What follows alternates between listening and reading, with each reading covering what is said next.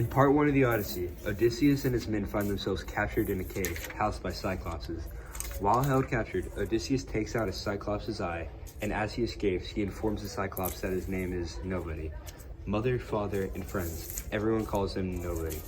As Odysseus leaves, he taunts the Cyclops, so the Cyclops wishes that all of Odysseus' friends will die, he will never make it back home, and that if he does, it would be a very long time.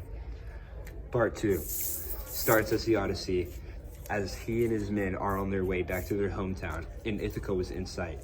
The god of wind, Aeolus, helps manufacture their trip back by taking away all the unhelpful winds and putting them into a bag.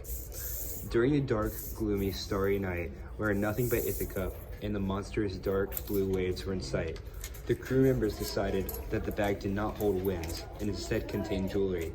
Rich gold, shiny like stars during nighttime jewelry.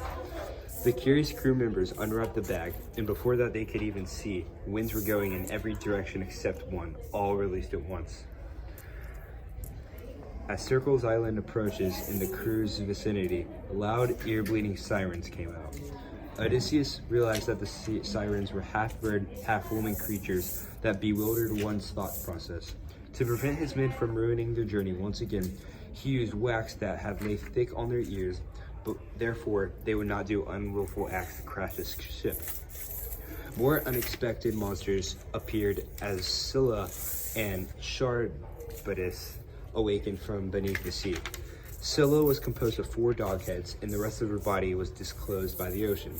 In fright, Odysseus' men were frightened and attempted to pierce the colossal beast with their spears. However, Odysseus had forgotten to inform his men that was the worst thing they could have done, to fight back.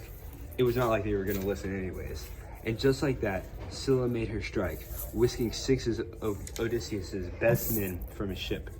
But during the skirmish, Charybdis maintained distance as he continually swallowed everything up within reach in whirlpool form and spit it back out till everything was debris. Post-battle, Odysseus' men were up to no good yet again. They were all starving, with no hope in sight except cattle that lay peacefully on the beachside. And even though Odysseus acknowledged that those cattle must never be touched nor harmed, the men reckoned that disobeying their king would be the right choice.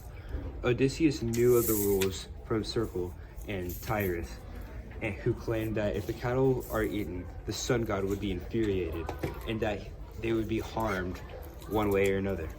As a result, their punishment was a lightning bolt, but no ordinary lightning bolt.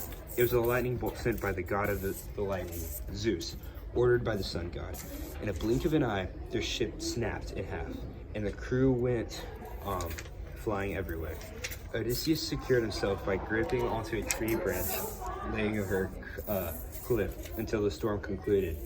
He escaped by grasping onto leftovers of the ship and rowed away from the sea.